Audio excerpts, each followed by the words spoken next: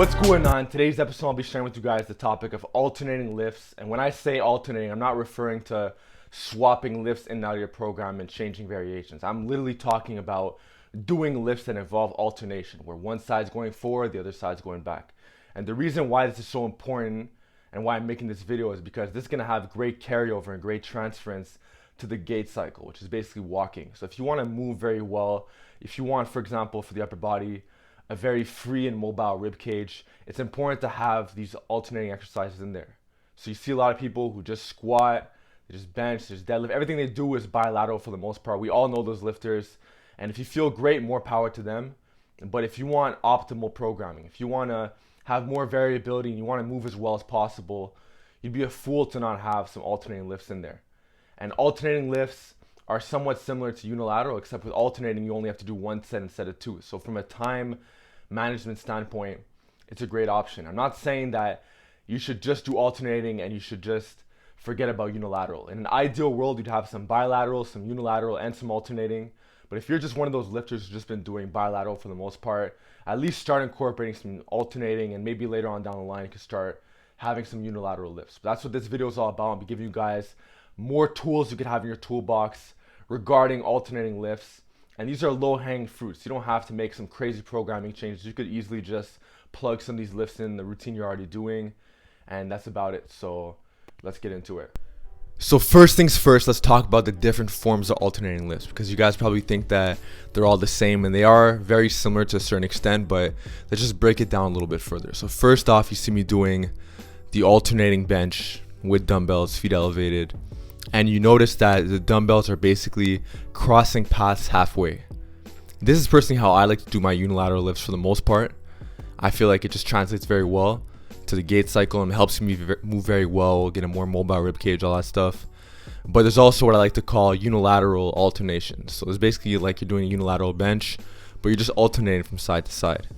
So if you're looking for more variety in your training, you just want to train quote unquote alternation in a different way, this is definitely a way to do it. It's just that both dumbbells aren't necessarily moving at the same time.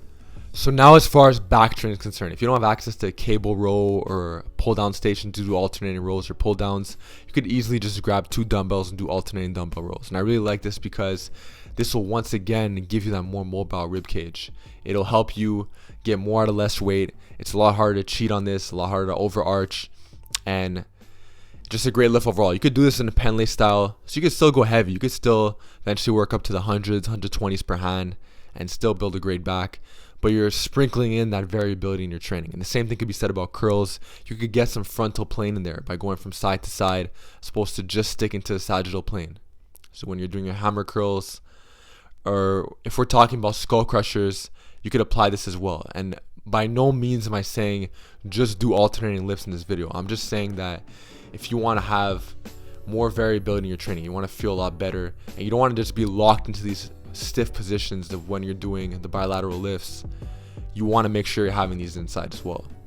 So a good rule of thumb, this is going to vary from person to person, but for me personally, I would say at least 1/3 of my lifts are unilateral or bilateral, or should I say unilateral or alternating, and I would say maybe 2/3 is for the most part bilateral. And I feel a lot better this way. Now, if we're talking about lower body training, or should I say just conditioning in general, if we're talking about kettlebell swings, you could do the alternating swing. This will once again help you if you have limited weight on your kettlebells. So I'm not going super heavy on these. I'm just showing you guys the technique, showing you guys the form.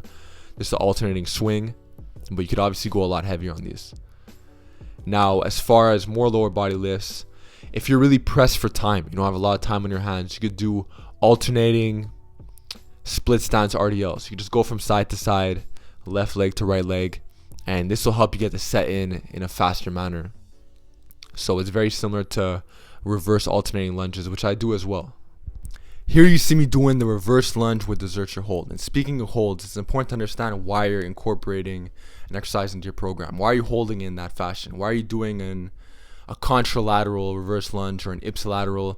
You want to know and educate yourself more, and I'll be talking about more of these topics in the future. But speaking about just wrapping up on alternating lifts, this is what humans are doing most of the time when we're moving. So you want to make sure you're trained this fashion, or at least sprinkling some of this in your training, and you'll feel a lot better. Guys, have it. Those are some of my personal favorite alternating exercises that you could start incorporating into your programming. Just try some out for yourself, but let me know in the comment section down below, what's your experience like with alternating lifts? Have you gotten a lot of great results in the past? Do you feel like you have a more mobile rib cage to every body? Do you feel like you just move better overall when you have some alternating lifts in your programming? What are your lifts like for these alternating lifts? Let me know in the comment section down below. Subscribe to the channel. See you guys next time.